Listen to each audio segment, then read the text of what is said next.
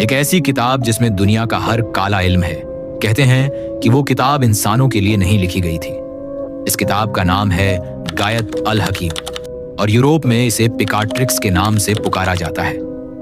ये किताब तकरीबन 1000 साल पहले अरबी में लिखी गई थी। बाद में इसके तर्जुमे हुए और ये यूरोप में पहुंची।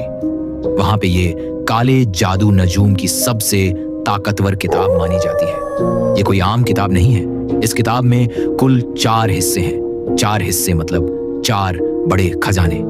दुनिया की 70% आबादी सितारों के इल्म को नहीं मानती है, लेकिन इस किताब में सितारों के जरिए रूहों को काबू करने के उसूल लिखे हैं। इस किताब का पहला हिस्सा बताता है कि किस तरह से आसमान और सितारों की ताकत से तावीज बनाए जा सकते हैं।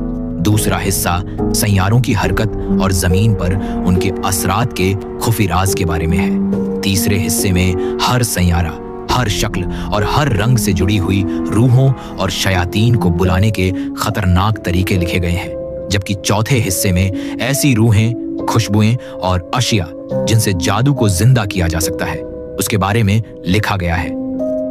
कहते हैं कि ये किताब इतनी खतरनाक है कि इसे कोई आम इंसान, कमजोर दिल रखने वाला कभी नहीं पढ़ सकता। इस किताब में ऐसी तस्वीरें, ऐसे मंत्र लिखे गए हैं कि जिन्हें देखने से ही इंसान का दिमाग पागल हो सकता है।